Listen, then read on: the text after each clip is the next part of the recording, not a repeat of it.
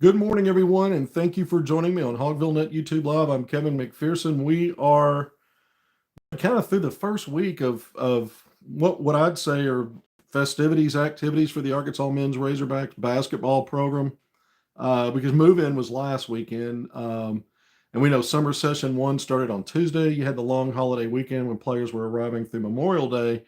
But business has picked up inside the Performance Center. That's what I'm always interested in. And we saw a photo that John Calipari tweeted out with he himself on one end and the team minus Carter Knox, who they're waiting on to arrive. You saw everybody kind of, together in a not a formal team photo. Good morning, Kevin. Thank you. Good morning to you as well. Um, so you're off and running. The roster's been updated. We went through that. We've had a segment where we've already talked about the players' numbers, number assignments, designations, some of the listed heights and weights. We'll see how often that gets updated. I suspect they will as we move along. Good morning, sir. Everybody join in to Kumbaya. Good morning. But those are kind of the things that we get used to, right? We know they're going to update a roster. We know we're going to see some photos and eventually some actual limited practice highlights probably and some other things. But for now, we're wondering, well, what's been going on inside there? Because you see the players with their IG accounts posting little mini videos of just kind of hanging out in the Performance Center. You're seeing various photos from inside the Performance Center, but you're not really getting much out of that in terms of what are they doing in there? Well, as is the annual tradition, once you get in there, once the team is there, there's a lot of pickup play, pickup basketball. It's not the same as live scrimmaging during, uh, controlled practice environments, but pickup basketball. Ballers are ballers. They're going to show off and do what they do. And I've already got multiple folks I've talked to giving me the dish on some of the stuff that's been going on already in that basketball Performance Center across the street from Bud Walton Arena in Fayetteville. So it's always interesting to hear this. I heard different things. I got probably a more detailed breakdown of some stuff from one, and then we'll a couple of more that I'll talk about that kind of focused on one player in terms of who stood out. And so, we're going to go through some of that. So let's get started. Let's not delay this. Right before we do, I will be revisiting the Mika Mirin situation on Friday. I talked at length about his situation and where things kind of seem likely that he's going to reclass, although it's not a decision he's fully made. From my understanding, it's just the latest thing from a national analyst who's kind of weighed in on the Arkansas part of it with Mika Mirin if he does reclass. And then we came to you with several nuggets, one actual non-conference matchup for Arkansas. Talked about that on Friday and a couple other things to do with the schedule. I'm just going to go back through some of that because there was one thing I left out that we've kind of bandied about a little bit, but there was one thing I left out of that, and I just kind of want to quickly go through what we covered Friday and then bring in the extra thing. And again, this is not new, the extra thing. It's just I wanted to put it all kind of together. So let's jump right into the pickup games inside the basketball Performance Center. So they've played, I think, every day since getting there, since arriving. I think they've played every day. That was one of the little nuggets I got. So you assume, well, that's probably the case. Well, someone says they've gone up and down daily. And one observer said that they gave me three names, and they started with Darius Acuff Jr. They said he probably stood out the most, and it was a kind of a wow impression they got. And so Darius Acuff Jr. was the first name mentioned from this one observer. And the next two were right there at the top next to Acuff, or right maybe slightly, maybe he was at the top and they're right there with him, was Billy Richmond III and Nick Pringle. Now remember, Carter Knox, as far as I know, is still not has still not arrived yet.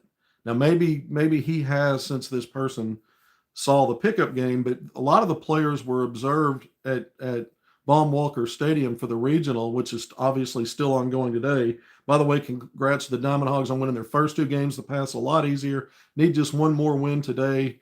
I guess Creighton and North Dakota State are knocking heads in the elimination game to advance to the final. where they'd have to win 2 games after winning the elimination game. Arkansas needs just one more win. But the Diamond Hogs playing, a lot of these players there. Carter Knox, we still haven't seen him yet. We know he's expected in, but he was not in the pickup games. So the 3 names at the top started with Darius Acuff Jr., Billy Richmond III, and Nick Pringle. And one of the things that I thought, some of the stuff I thought was interesting, some of the stuff I'm hearing is how well and how easy Acuff gets to his spots and kind of controls, um, you know, he's kind of in command and in control of not only getting to his spots, but setting other guys up. And it sounds like Nick Pringle, from the way it was explained to me, was really getting up and down the court really well. And that's a big body flying up and down. And that he was benefiting from his activity, from just getting from one end to the other.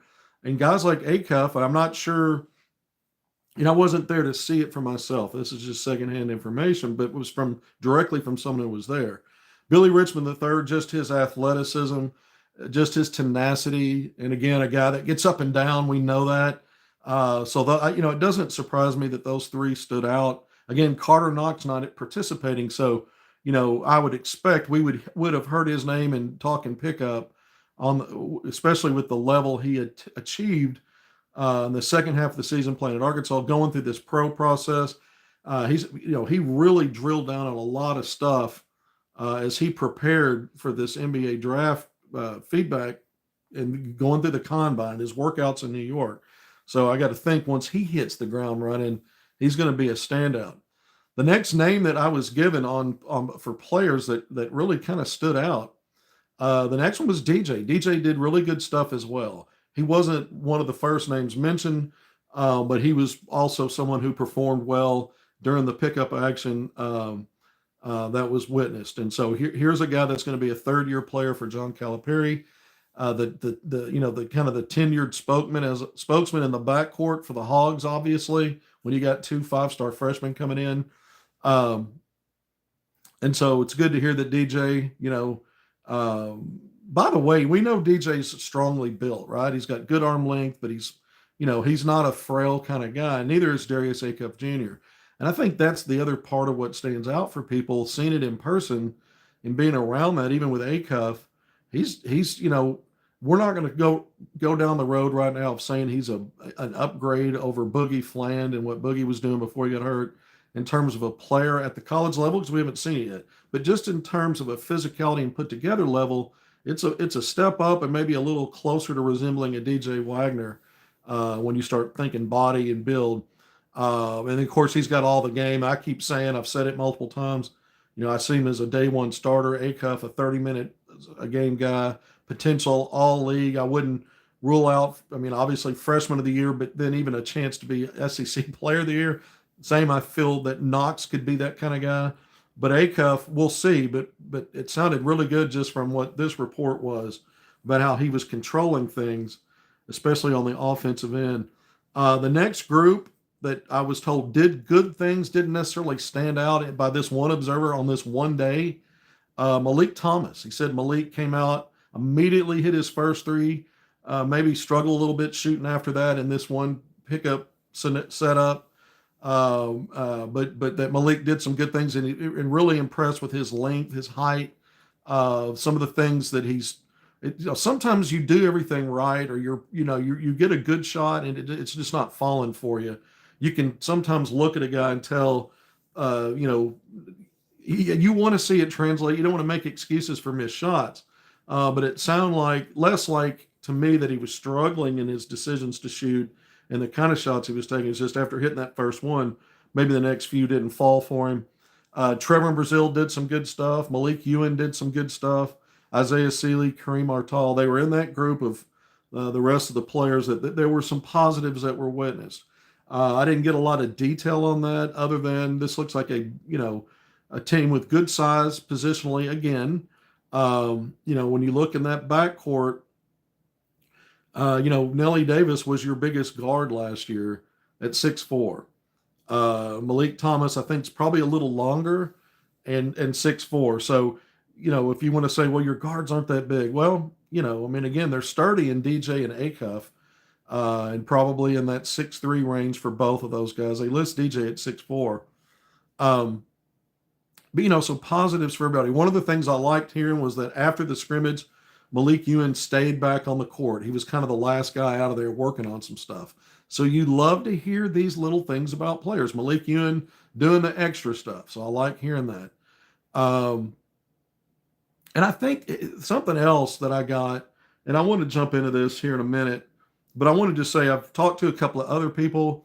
One that has seen more consistently what's going on this week, and for them, Malik Thomas was the one who stood out the most. So it just goes to show you, if you hit your first shot and miss a few more in one well, I call them scrimmage, it's pickup basketball.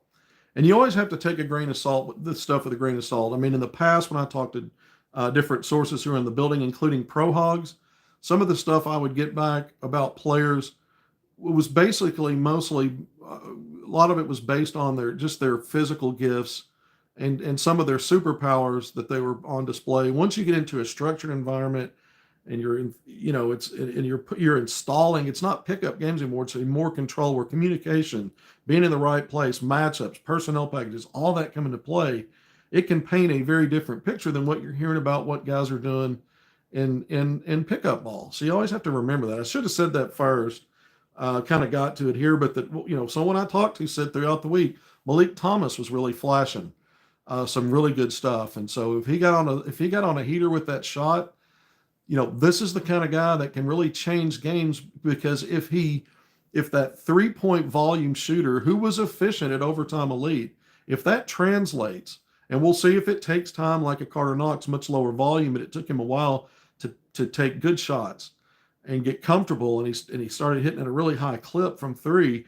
If this guy, sooner better than later for a team we have question marks on 3-point shooting, but if he's already standing out in some of this pickup stuff, and it's not all about his 3-point shooting. He's not just that. I mean, he's got a game. He's got, a pretty creative shot setup package. Some of it, there's a lot that he puts in there. And the higher you go up in basketball, especially once you get to the SEC, unless you're just athletically skilled, dominant over the field, and can kind of have your way, some of that will become less is more, and you have to drill down on simplifying things. Like Arkansas staff worked so much with Carter Knox to do that. There'll be some element of that for Malik Thomas, because he really likes to twist, turn, contort. Some of the stuff he does, he's not necessarily fully squared up, a little off balance, some of that stuff. So I'm not trying to bag on him. What I'm saying is, in scrimmage and pickup basketball, it depends on who's trying to cover you, a lot of this stuff. But it sounds like he's had a really good week doing what he likes to do. And so almost kind of sound like I try to go to negative town there about some of that stuff. But I'm familiar with this game. And again, I always like to say, if you're toasting some folks in scrimmage work, some of that stuff you may be asked to minimize once you get into the real full thing. But Malik, it's good to hear that. Another person I talked to said Acuff was the top overall player. Now, it goes along with what the first source information I just gave you said about that 20 plus minutes of pickup basketball that he watched, 20, 25 minutes. So, that's interesting to hear that about Acuff again. So that's really what I've gleaned from the pickup stuff. Now, this is also interesting. We just talked about it and went through reminded everybody, this team just got on campus less than a week ago. But everybody got there Monday. If there were some that got there sooner, not everyone else was there until Monday. And again, remember, Carter Knox we're still waiting on. But prior to that, so you got freshmen coming in, you've got portal guys coming in.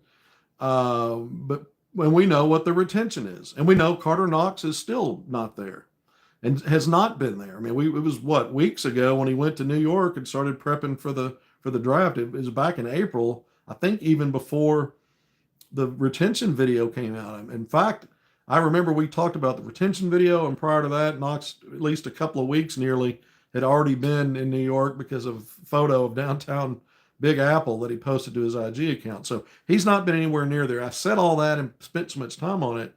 I'm told that prior to everybody arriving, 2 gym rats for Arkansas in the meantime since the season's in. It's Billy Richmond III and DJ Wagner.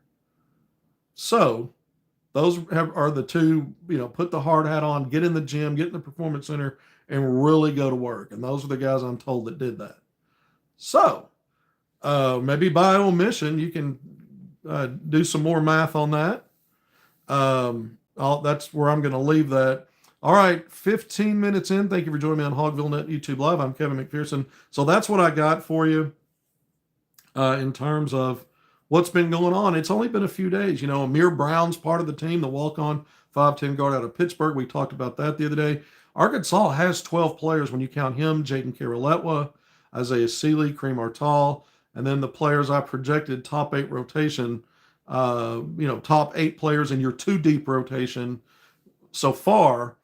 And again, we'll just go through those names. I've got it penciled in as starters. Once more, Darius Acup Jr. at the 1, DJ Wagner as a combo, beginning games at the 2, Carter Knox at the 3, Trevor Brazile at the 4, and Malik Ewan at the 5. That's how I have it right now, with guys like Nick Pringle, Billy Richmond III, and Malik Thomas coming off the bench. That's the top 8 players as I see it, 2-deep rotation. And we'll see about guys like Seeley and Artal and how much they're truly going to factor in. But we've talked so much about, question marks about shooting, question marks about depth on the front line, especially at the 4 spot behind Brazile. What's Arkansas doing here? So the last show we had, we really drilled down with some new intel and some new information on Mika Mirin. And just to recap that really quickly, more and more of the folks I talked to who are kind of dialed in on this, it's kind of moving from a conversation of he's the most likely of those high-level 2026 guys, 5-star rated guys, the most likely to reclass, to people now thinking he's likely, it seems like he's likely going to reclass. No one's saying definitively, not coming from his camp, yeah, that's what we're doing. You're hearing it from different places, though. And I talked about my brief conversation with Armand Jovic, who PD scouting, PDT scouting and service, which he's got a really good Twitter account. When I say really good, I mean, he puts a lot of detail in each of his tweets, and it's really good stuff. And then he'll put out some highlights from these international players. So it seems like to me, guys like him and Jonathan Giavoni, who puts out a lot of player content with videos and things you can actually watch and see from some of these places they go to see players that we can't get access to. It's why I video players and video interview them, some of that stuff, to give the viewer, the basketball junkies like me, more access. There's only so much you can get out of black and white type and someone's opinion about a player. How about some highlights? Show me some stuff they're doing. Let me see for myself. I want to hear from them. Do an interview with them. That's why I do those things. But Jovic telling me that he thinks it's been the plan for a while, and we talked about it on Friday. What he told me in that conversation was he thinks it's been a plan for a while for Muurinen to reclass. Well, we know the talk started nearly a year ago, last summer, where it was really kind of ramping up reclass. He blew up at Nike Peach Jam. Things calmed down for him at Arizona Compass Prep in terms of some of his performances. The talk about him reclassing, he might have even said, no, I'm going to stay with 2026. He might have been on the record there. It's kind of been an up and down thing. Then he chose not to do spring and summer. Sometimes, and so he's not going through Nike EYBL. And sometimes when you see that, there's a notion, well, maybe he's about to commit somewhere. He is going to reclass, get this done, not risk injury, and get ready to go and join a team. I mean, Arkansas's team as it is now, it may be done. It may be done. We said that is on campus. But, going through all of those things, the fact that he's visited Arkansas, it's a position of need, what he could bring. All of those things we went through. The fact that I know from the staff that they're still pursuing him or recruiting him. But what I said in the Friday show was it has to fall into the line of someone special, has to make sense. And I went through all the reasons why a top 10 5-star in the 26 class, he would still be a 5-star if he moved to 25 in a position of need. And he liked your visit more than he liked the Michigan and Utah visits. Kids say all kinds of stuff and they think it in the moment. It doesn't mean they're going to go to school there, but you start cobbling together a lot of things that make sense. Calipari, the best at getting guys to the NBA, Armand Jovic saying, yeah, Muurinen, that's something he wants, a coach that's going to help him get to that NBA, that next step, someone that's going to let him showcase his skills and his skill set. And I think that's the one thing that we talked about. And I mentioned, Malik Ewan on the front line got a particular set of skills. Handling the ball away from the basket and working his way into a shot. He's a good offensive player, not only for himself to set it up, but to maybe pass to others. He's a good passer. And maybe, in Muurinen's minutes, he would get to just be who he is within the structure of the team. but it's a it's a system that favors a lot of dribble drive action anyway, and so why not? So we went through all the positives and why it makes sense. And one of the things I said at the end of the day, this is going to be about what kind of NIL are you matching up with what you're promising to deliver. So I find it interesting because we by no means think he's an Arkansas lean or suggesting that. All we're talking about is it seems more likely there's going to reclass and why it makes sense for Arkansas. We went through everything. I kind of recapped it. But what I found interesting was one of the national college basketball analysts, Aaron Torres. I normally don't bring a lot of the stuff from other folks, but what I found interesting about this is yesterday, I think it was yesterday, so I guess Saturday, Torres had one of his podcasts where he specifically talked about Muurinen in Arkansas. And so kind of the two things that stood out to me in his segment were he kind of went through a history of guys that when you start to see the level of player projections of potential one and done, and when they start talking reclass, they usually almost always do. And he went through some names of guys. And so he tends to think he's probably going to reclass. That was what I got from Aaron Torres' comments. But what I think was the part I want to focus on a little bit more here, and we won't spend a ton of time on it, is that he thinks in terms of does it make sense at Arkansas, because guys that are reclassing are looking to get a fast track to being a one and done and getting to the next NBA, the first NBA draft they can get into. Now, one of the things I've talked about was his age. He's already 18. This is not a wild jump for a guy that's, if he reclass to go into the college game, because his age is kind of already on par with players that would be freshmen that are on campus right now, just for example, Arkansas. So age-wise, it's not a deal. Torres focused more on the age part in terms of he'd be eligible after his one and done season if he does reclass to go into the next draft. Well, that's a good point to make. I kind of looked at it as, maybe there's a path to get this guy, if he comes to Arkansas, to play in some kind of tandem role with Trevor Brazile coming off the bench, maybe having some starter value, and maybe it's a situation where you could get 2 years out of him, pay him whatever the good NIL is, because if you think you're going to get him 2 years, you could, have a nice role for him initially, and then he slides in and he's that alpha at the 4 spot in year 2. Torres has seen it like, he didn't even go there. And I'm not saying he should have.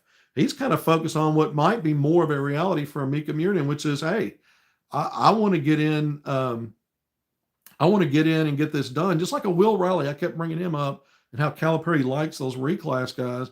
Tried to get him late. He went to Illinois. Well, what did he do? He's a one and done. He went to the NBA draft. And so, this is logical to think, well, Mika Mirin, maybe he doesn't want to talk about a 2-year deal with anybody. And I'm not saying Arkansas would pigeonhole him that way. I was just throwing that out as maybe a possibility of why it would make even more sense to pursue him. But if it is a true one and done focused situation for him, Torres brings up a good point. There probably are other schools out there that can promise more of a role, maybe more of a feature role than Arkansas can. And of course, when you're talking NIL, if Arkansas, they're not going to be bashful about NIL in terms of they don't have enough money for it, but they've always had their valuation ranges, and it's going to be a lot of that's going to be tied to where they see the role initially. And so you got to factor that in. So I thought Torres brought up a good point. That's why I'm mentioning it. I don't think he flat out said that he shouldn't go to Arkansas, or that's not the right fit for him. But talking about the Trevor Brazile and some of the other stuff, again, we've talked about if Arkansas adds one more, and we think they probably will, not certain. I say the only reason I even say probably is because part of the intel I gave you was there were more names from another source, not Jovic, who told me that there were less than a handful, but multiple players that the staff was really strongly considering. 2 of the names I can't share because I was asked not to. They didn't want their cover blown. One that I could was Mika Mirin. We already knew some of that already from other places, And the fact that we know Arkansas is still recruiting him, but just to hear it from an outside source that he was still in a group of names that they were getting that Arkansas is still in on, it reinforces that idea. But there'll be other schools as well, and there have been. We talked about Michigan, the fact they're loaded on their front line and what they're bringing in, including Yaxel Lindenborg getting out of the draft, coming out. We talked about Utah, where he also visited prior to Michigan and prior to Arkansas visit last fall. So that's been a long time, right? They had a coaching change. Alex Jensen, former Utah player that played on their Final Four team, I believe that team ended up playing in the championship game against a Kentucky team that was coached by, was it Tubby Smith? I think it was Tubby Smith that won a national title, but it's a former player. So they've had a coaching change since he visited. They had their new hire in March. So there's that. But, Kentucky's been, Kansas we brought up before. Duke he was going to visit at one point. Maybe North Carolina I've heard from a couple of people. I mean, it's just there could be others that emerge, and you can't rule out Utah and Michigan because those are places he visited. But I find it interesting that Torres, what he said is something to consider. Is this the best fit for Muurinen if he's looking for a place to showcase him to help him be a one and done? Calipari's done a great job historically of loading up on 5-star guys and high level guys, and they all eat enough and show enough to get preferred draft ranges. Now that's not true of everybody he's had, but his volume of players of that caliber that he brings in, when you look at it historically, it's incredible. It's better than anybody else. So a large percentage of them do get drafted in preferred spots. Some of them probably went higher in the past than I thought they should have, and I thought it was all about the Kentucky brand being attached to him that helped him. And then you look at what his guys do through, a lot of them still talk about. I mean, Shai Gilgeous-Alexander just the other day interviewed and laid a lot of what he is now at the feet of what he went through under Calipari at Kentucky, and was kind of the launching pad for the now being an MVP in the NBA and about to play for a finals championship. So Calipari's got a lot to say to a Mika Mirin, despite what Aaron Torres thinks. We can help you here. So spent some more time on Mika Mirin today. Real quick, we're approaching 30 minutes, almost 28 minutes. Let's try to wrap this up in 30. Schedule stuff I went over Friday. Two sources have confirmed with me that Arkansas will play in-state Central Arkansas, University of Central Arkansas, UCA once again. But at this time, it will be back in Fayetteville, where all the previous games were played in the previous 5 years, except for last season when they played that game in North Little Rock and the annual Central Arkansas game in December. Going back to Fayetteville, and the date that I'm told is November 11th. Now, I also told you, like I always do when I bring scheduling information and intel, and we break that stuff here, non-conference, is that the contracts aren't signed yet. So something could change. Even if they play, I guess the date can change. I would think if they're, the location and matchup is, it would probably be the most stable things in terms of where it's headed. Probably the playing date as well. But anyway, things could be fluid until the contract's finalized. But from two sources, that's where it's headed. I mentioned it's not looking, one of the other little nuggets of intel I gave you a couple more. It's looking more and more like Little Rock will not be on the schedule this year. And that a former Arkansas assistant coach, who's now a Division I head coach, and there's more than one of those, so I didn't give it away who it is, but had called me Saturday. We were talking about a multitude of things, and they just mentioned, hey, by the way, we're efforting to get onto Arkansas' schedule this season. So those were kind of the insights that we brought to you on Friday. And then I also then transition because of the UCA stuff, and we know they're not back in Little Rock or the North Little Rock area this year, are going to be back in Fayetteville. It got me to thinking, and going through the history of, it's been mostly mid-majors that are out of state. UCA was the unicorn last year, being an in-state school where Arkansas played in that North Little Rock game. It's usually mid-majors from other areas, but in the past, even prior to that, back in the day, when the arena was still new, they brought high major teams in. Baylor was one of those I mentioned, Oklahoma State, Illinois. And the reason I brought that up is because I'm still thinking about, well, I've got a little information here on an opponent, but it's a Fayetteville game. Most of them will be. Thinking about, because Calipari talked about, and it was on the record, we've mentioned it on, it wasn't the first time we brought it up, wasn't Friday. We've talked about it before, but Calipari at that Little Rock event, speaking to fans after the media scrum, talking about getting Baylor here. And then I just was asking, what does here mean? Does it mean here in the state? We're in the state of Arkansas, and you played them in Dallas, and the same state that Baylor campus is in, Waco, but different city. But Dallas was, closer to Waco than it is Fayetteville, and you played them in their home state. When he says here, does he mean here as in just being in Arkansas and we'll get him at home in Fayetteville, or here, and he's in Little Rock speaking, here in the city of Little Rock, because you're going to play him for the second consecutive year at a neutral site, but in Arkansas's home state. So I was just speculating a little bit, or asking out loud, what did he mean by that? And the fact that, unlike the Duke game that's already been publicly announced, Arkansas-Duke on Thanksgiving Day to be played in Chicago, the Baylor stuff is just Calipari talking.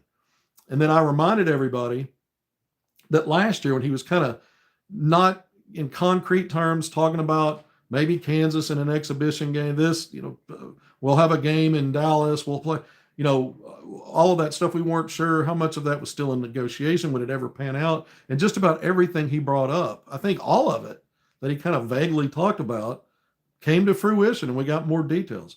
So the Baylor thing is probably something, not knowing for sure if it's ironclad, maybe it is. And so we just talked a little bit about that. Then the other thing I left out was just reminding everybody that Memphis, Calipari has recently talked about playing Memphis in a charity exhibition game through St. Jude's. We know the big St. Jude's hospital over there in Memphis. And if that's, kind of the sponsor, kind of what the charity is for that, you would think that would probably be played in Memphis. And we know last year Arkansas played TCU in Fort Worth in a charity exhibition game, and they hosted Kansas at Bud Walton Arena in another charity exhibition game. So just kind of reviewing some of that stuff. And the only thing else I left out talking schedule yesterday, Calipari wanting to play again in the New York area. He mentioned it last year after Arkansas played in the Jimmy V Classic and beat Michigan in that. He mentioned, I think, after that game, or maybe before it in some of the press stuff, that he wants to come back. He wants to bring the team back there this season. And then so he said that again. So we'll see, is New York a place that Arkansas, the Big Apple, is going to be a second consecutive season where Arkansas plays one of those high-profile matchup games. So there's a lot of stuff obviously unknown about non-con. The SEC pretty soon will come out with the matchups in SEC play, so we'll know the opponents, and we'll know the round robin, home and away match stuff like that. We won't initially. They do that, and they don't give you playing dates, times, or but we'll know who the home and aways are, and who the other ones are, home or away, and we just build from there. The ACC SEC challenge, we brought that up again Friday, and I'll leave with that. I've still got a wish list at the top. Teams like, if you're playing Duke in Chicago, you don't want to play Duke in the ACC SEC challenge. I doubt that's the matchup anyway. But North Carolina, Louisville, North Carolina State, because of the Will Wade factor. I mentioned Clemson. Those are probably my top four choices. And that's non-conference, and that'll be a game Arkansas hosts in Fayetteville. So we've got more than one or two things here. But just a reminder, we filled in a blank. We've known that it's public, Arkansas Duke in Chicago on Thanksgiving Day. Now Arkansas UCA on November 11th. That's early in non-conference play. And again, the contract's not finalized.